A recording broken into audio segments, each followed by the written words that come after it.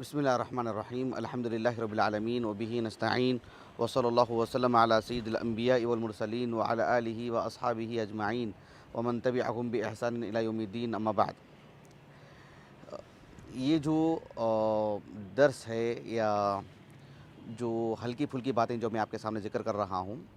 دراصل ہمارے گروپ میں موجود جو اخوان اور دیگر فاضلات جو بہنیں ہیں جنہوں نے جامعات میں مدارس میں پڑھ رہے ہیں یا ابھی فارغ ہوئے ہیں، تو قرآن مجید میں تدبر اور قرآن مجید سے کچھ لطیف فوائد جو ہے میں سوچ رہا تھا کہ جو ہے ذکر کروں، ہلکی پھلکی باتیں۔ تو بہرحال دیکھیے، اللہ سبحانہ و تعالیٰ نے سورۃ الاعلیٰ میں ایک جگہ پر بیان فرمایا قد افلح من تزکا۔ اس آیت کریمہ کا جو نمبر ہے 14، قد افلح من تزکا، اس سلسلے میں انشاءاللہ میں ایک اہم بات بتاؤں گا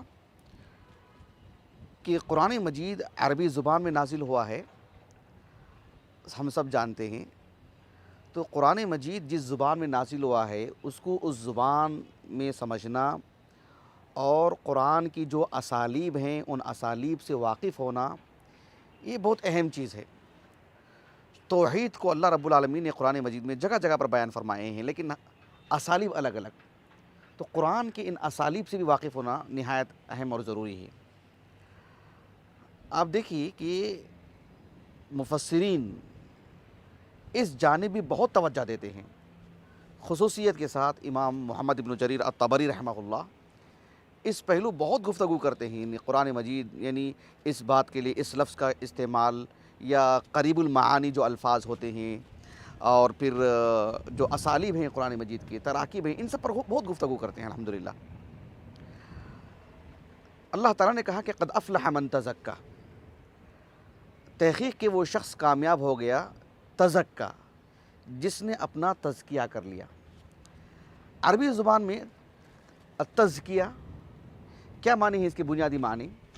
اس کے بنیادی معنی آتے ہیں جو قاموس میں ذکر کیے گئے ہیں کہ الطہارہ والنما والبرکہ والمدح، یہ سب اس کے بنیادی معنی ہیں۔ تو اللہ رب العالمین نے کہا کہ وہ شخص کامیاب ہو گیا جو اپنا تزکیہ کر لیا، لیکن تزکیہ کے لیے اللہ سبحانہ و تعالیٰ نے یہاں پر جس شکل و صورت میں اللہ نے اس کو بیان فرمائے ہیں وہ یعنی ایک فعل کی شکل ہے، تزکا، جو باب تفاعل سے ہے۔ مفسرین اس پہلو میں بھی جو ہے مطلب یعنی گفتگو کرتے ہیں کہ اس بات کو اللہ نے اس میں کیوں بیان فرمائے، فعل میں کیوں بیان فرمائے، اور فعل کے الگ الگ شکلیں ہیں، تو اس شکل میں کیوں اللہ نے بیان فرمائے، اس میں کیا حکمت ہے، اس میں کیا راز ہے، اس پر بھی جو ہے مطلب گفتگو کرتے ہیں۔ تو اللہ تعالیٰ نے کہا کہ قد افلح من تزکا، تزکا باب تفاعل سے۔ تو ایک بات اس میں آپ کو یہ بتاؤں گا جو ابن عاشور وغیرہ نے کہا ہے رحمہ اللہ، کہ تزکا باب تفاعل سے اس لیے کہ باب تفاعل کی خاصیت کیا ہے کہ جو فعل ہوتا ہے باب تفاعل میں، اس فعل کو حاصل کرنے کے لیے جو مشقت اور محنت ہوتی ہے وہ آدمی برداشت کرے، یعنی قوت برداشت استعمال کر کے جو ہے اس کو حاصل کرے، یا اس فعل کو حاصل کرنے میں جو محنت ہوتی ہے وہ محنت اس پر لگائے، محنت صرف کرے، یعنی محنت طلب چیز ہوتی ہے، باب تفاعل میں جب بات بتانی مقصود ہوتی ہے۔ تو اللہ تعالیٰ نے کہا کہ تزکا، گویا کہ انسان جب اپنی نفس کا تزکیہ کرتا ہے تو اس میں محنت اور مشقت ہے، آسانی سے یہ چیز حاصل ہونے والی نہیں ہے۔ 5 وقتہ نمازوں کو لے لیجئے، تلاوت قرآن کو لے لیجئے، حسن معاملے کو لے لیجئے، حتیٰ کہ عام ذکر و اذکار جو اس کے لیے کوئی مکان نہیں، کوئی زمان نہیں، عام اذکار، کوئی متعین نہیں ہے کہ اسی وقت پڑھنا ہے، عام جو اذکار ہوتے ہیں سبحان اللہ الحمدللہ، اس کے لیے بھی اللہ تعالیٰ کی توفیق خاص چاہیے۔ آسان نہیں ہے کہ آدمی مطلب جو روحانی غذا ہی یوں ہی حاصل کر لے۔ تو گویا کہ تزکا کہہ کر کے یہ بات بتانے مقصود ہے کہ اس میں تھوڑی سی کلفت ہے، تھوڑی سی مشقت ہے، گویا کہ محنت طلب کام ہے یہ۔ تزکا باب تفاعل سے، یہ تو فعل ماضی ہے، لیکن اللہ رب العالمین نے اس کو فعل مضارع میں بھی بیان فرمائے ہیں، جیسے کہ سورۃ النازعات میں ہے کہ فَقُلْ هَلْ لَكَ إِلَّا أَن تَزَكَّىٰ۔ تزکا کیا ہے؟ تتزکا ہے، وہ تا محذوف ہے، تتزکا ہے۔ تو تزکا ایک تو یہ فعل تفاعل کے باب میں ہے، محنت کی طرف اشارہ کیا جا رہا ہے، اور فعل مضارع میں لا کر کے یہ بات بتایا جا رہا ہے کہ استمرار ہو اس میں، تکرار ہو اس میں. اس لیے کہ فعل مضارع میں جو ہے دو طرح کی بات ہوتی ہے. جب میں نے سورۃ الحج کی تفسیر کی تھی تو جو آیت کریمہ ہے ان الذین کفروا ویصدون عن سبیل اللہ، تو ویصدون عن سبیل اللہ میں نے تفصیل سے بتایا تھا کہ فعل مضارع کا ایک مطلب یہ ہوتا ہے جو ماضی کے مقابل، یعنی ایک چیز ہے جو گزر گئی، ایک چیز ہے جو آنے والے زمانے میں آئے گی، اب فی الحال یا آنے والے زمانے میں. لیکن فعل مضارع کا ایک مطلب یہ ہوتا ہے جس میں ایک صرف تکرار بتانا مقصود ہوتا ہے، استمرار، تسلسل،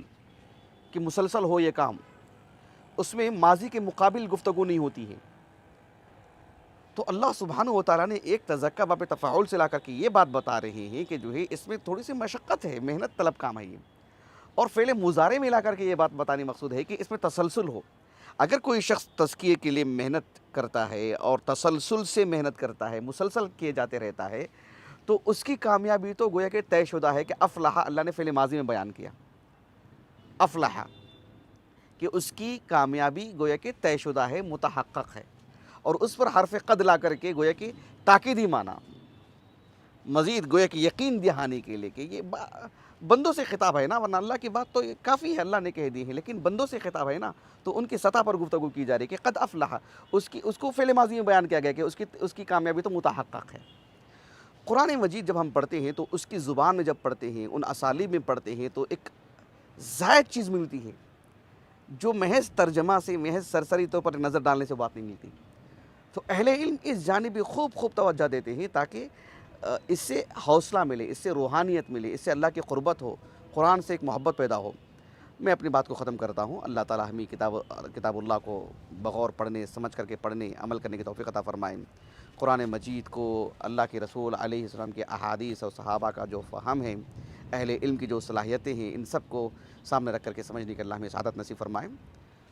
سبحانک اللہم و بحمدک، اشہد ان لا الہ الا انت، استغفرک و اتوب الیک.